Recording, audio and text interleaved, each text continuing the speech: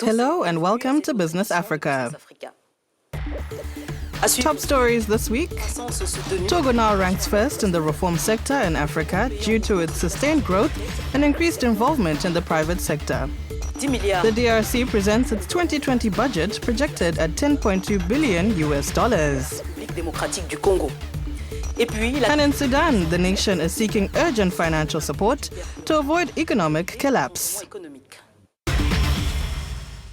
From deficit to surplus with economic growth at 5% this year, Togo is continuing its reform plan initiated just over 5 years ago, a recovery that has earned third place among the most reformed countries in the world.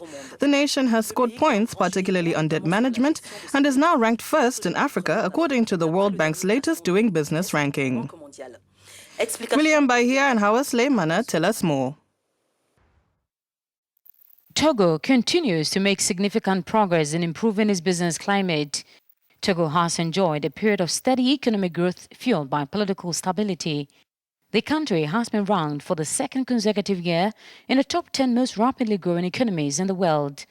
At the African level, Lomé ranks number 1 ahead of Abuja, according to the 2002 edition of the World Bank's Doing Business report. According to the Togolese authorities, the recipe for success lies not only in the adoption of ambitious reforms, but above all, consistent monitoring. The good business climate in Togo is also due to power efforts to diversify the economy, some analysts point out. In addition, the country has a free zone in Lomé and modern and efficient communication infrastructures, including good roads, airport and port sectors. According to the World Investment Report figures from Togo Fest, foreign direct investment inflows in the country increased by a further 15% in 2018 to $102 million.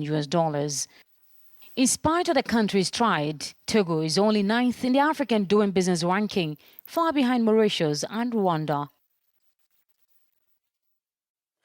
Let's find out more from Masameso Assi, the Togolese State Secretariat in charge of financial inclusion and the informal sector, joining us from Lomé. Hello, Masameso, and welcome to Business Africa. Hello. So with a financial inclusion rate of 71.9%, Togo is among the most reform-oriented countries in the World Bank's 2020 ranking. So what are the mechanisms that have enabled the country to achieve this result?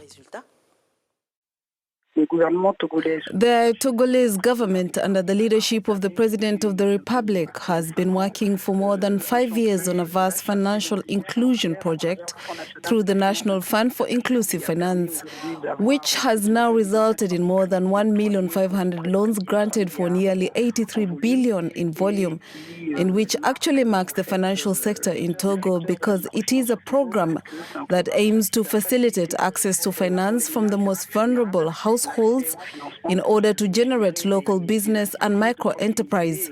And the most important thing to remember is that it is a project that has been underway since 2014 on Togolese territory under the leadership of the head of state, which ended 2 years ago with the establishment of a state secretariat that shows just how much financial inclusion is a priority for the Togolese government, and that we are all on the ground to enable people to have access to these financing mechanisms. So do we have any idea of the proportion of vulnerable populations or economic actors that it has been able to support? The objective of the National Fund and Inclusive Finance at the beginning was to support 2 million beneficiaries. Today, we can be happy to be with more than 1 million beneficiaries, more than 1,500,000 loans.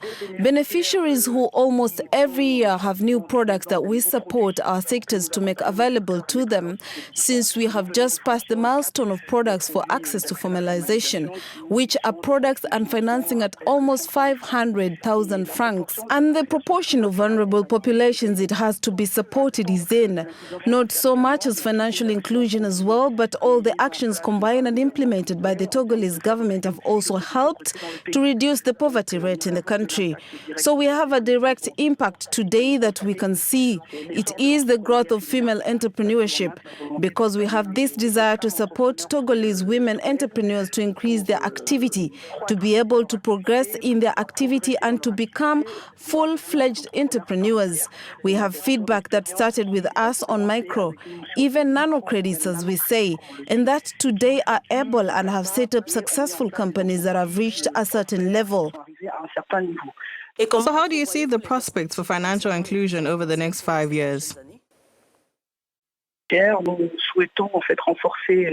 We actually want to strengthen the mechanisms of institutions that operate in the public arena, support them on governance issues, make them first-choice financing actors, not only on microcredit issues, but also as real economic partners and entrepreneurs that we support through financial inclusion mechanisms.